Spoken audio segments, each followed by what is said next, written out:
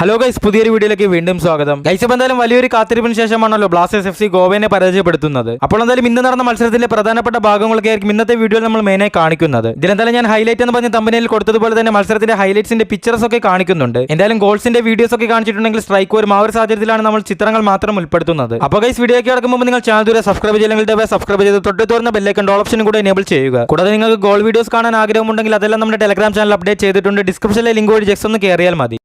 എന്തായാലും വീഡിയോയിലേക്ക് വന്നിട്ടുണ്ടെങ്കിൽ ആദ്യം തന്നെ പറയട്ടെ, 3-1 എന്ന കൂറ്റൻ സ്കോർ ലൈനോടെയായിരുന്നല്ലോ കേരള ബ്ലാസ്റ്റേഴ്സ് ആ ഒരു വിജയം നേടിയെടുത്തത്. ഏകദേശം 6 വർഷങ്ങൾ, അതായത് 10 മത്സരങ്ങൾക്ക് ശേഷമാണ് FC ഗോവ എന്ന് പറയുന്ന ഒരു ടീമിനെ കേരള ബ്ലാസ്റ്റേഴ്സ് പരാജയപ്പെടുത്തുന്നത്. എന്തായാലും ഈ ഒരു വിജയത്തെ സ്പെഷ്യലാക്കുന്നത് കേരള ബ്ലാസ്റ്റേഴ്സ് കൊച്ചി കലൂരിൽ വെച്ചായിരുന്നു ഇത് വിജയിച്ചിരിക്കുന്നത്. അതായത് ഒരു ഹോം വിൻ തന്നെയായിരുന്നു ബ്ലാസ്റ്റേഴ്സിലൂടെ നേടിയെടുക്കാൻ സാധിച്ചത്. മത്സരത്തിലേക്ക് കടന്നിട്ടുണ്ടെങ്കിൽ വളരെ മികച്ച ഒരു സ്റ്റാർട്ടിംഗ് ലോണോടെ കൂടെ തന്നെയായിരുന്നു ബ്ലാസ്റ്റേഴ്സ് താരങ്ങളെ അണിനിരത്തിയത്. കഴിഞ്ഞ കളികളിൽ പോസിറ്റീവായി കളിച്ച താരങ്ങളെല്ലാം ബ്ലാസ്റ്റേഴ്സ് ഉൾപ്പെടുത്തി തന്നെയായിരുന്നു ഈ കളിയും ബ്ലാസ്റ്റേഴ്സ് ഇറക്കിയത്. ആൻഡ് അത് ബലവത്തായെന്ന് 100% തന്നെ ഉറപ്പിച്ച് പറയേണ്ടതുണ്ട്. ഇനി എന്തായാലും ഫസ്റ്റ് ഗോളിലേക്ക് വന്നിട്ടുണ്ടെങ്കിൽ 43-ാം മിനിറ്റിൽ ബ്ലാസ്റ്റേഴ്സിന്റെ ക്യാപ്റ്റനായ അഡ്രിയാൻ ലൂണയുടെ മികച്ചൊരു ഗോൾ തന്നെയായിരുന്നു ബ്ലാസ്റ്റേഴ്സിന് ആദ്യം ലീഡ് നേടിക്കൊടുത്തത്. ഈ ഗോളിന്റെ ചിത്രങ്ങളെല്ലാം ഞാനിവിടെ കാണിക്കുന്നുണ്ട്. രാഹുൽ കെപിയുടെ മികച്ചൊരു ക്രോസ് തന്നെയാണ് ഇതിന്റെ എല്ലാം തുടക്കം. രാഹുൽ കെപിയുടെ ആ ഒരു ക്രോസ് നേരെ സഹലിലേക്കാണ് എത്തുന്നത്. എന്നാൽ വേണമെങ്കിൽ സഹൽ അത് ഫിനിഷ് ചെയ്യുമായിരുന്നു. എന്നാൽ ഒട്ടും സെൽഫിഷ് ആകാതെ സഹൽ നേരെ ലൂണയ്ക്ക് മറിച്ച് നൽകുന്നു. ആൻഡ് ബൂം എന്ന് തന്നെ പറയാം, ലൂണയുടെ മികച്ചൊരു ഗോളും ബ്ലാസ്റ്റേഴ്സിന് ആദ്യ ലീഡ് അവിടെ നേടുകയാണ്. കൂടാതെ 45-ാം മിനിറ്റിൽ ഒരു പെനാൽറ്റി വഴിയായിരുന്നു ബ്ലാസ്റ്റേഴ്സ് രണ്ടാമത്തെ ലീഡിലേക്ക് എത്തിയത്. ബ്ലാസ്റ്റേഴ്സിന്റെ വിദേശ താരമായ ദിമിത്രോസിനെ അവിടെ ഫൗൾ ചെയ്തിരുന്ന ഒരു കാര്യം നിങ്ങൾക്ക് കാണാമല്ലോ. അങ്ങനെ ഇഞ്ചുറി ടൈമിൽ റഫറി അവിടെ പെനാൽറ്റി വിധിക്കുകയാണ്. കൃത്യമായി തന്നെ ഗോൾ കീപ്പറിനെ മറുവശത്തേക്ക് ചാടിച്ചുകൊണ്ട് ഇപ്പുറത്തെ വശത്തേക്ക് ദിമിത്രോസ് ഗോൾ അടിച്ചാൻ ബ്ലാസ്റ്റേഴ്സിന് രണ്ടാമത്തെ ലീഡും നേടിക്കൊടുക്കുന്നുണ്ട്. അങ്ങനെ 2-0 എന്ന ഒരു സ്കോർ ലൈനോടെയായിരുന്നു ഹാഫ് ടൈം കഴിഞ്ഞു പോയത്. ഇനി എന്തായാലും സെക്കൻഡ് ഹാഫിലേക്ക് വന്നിട്ടുണ്ടെങ്കിൽ സെക്കൻഡ് ഹാഫ് തുടങ്ങി ഏകദേശം ആയപ്പോൾ തന്നെ ഇവാൻ കലീസിനിയുടെ റോക്കറ്റ് ഗോൾ വഴി ബ്ലാസ്റ്റേഴ്സിന് വീണ്ടും ലീഡ് നേടിക്കൊടുക്കുകയായിരുന്നു. 51-ാം മിനിറ്റിൽ ആ ഒരു ഗോൾ റോക്കറ്റ് ഷോട്ട് എന്ന് തന്നെ പറയാം. പെനാൽറ്റി ബോക്സിന്റെ വെളിയിൽ വെച്ച് അത്രയും ഫാസ്റ്റ് ആയിട്ട് തന്നെയായിരുന്നു താരം ആ ബോൾ ഫിനിഷ് ചെയ്യുന്നത്. എന്നാൽ അതിനുശേഷമായിരുന്നു പതിയെ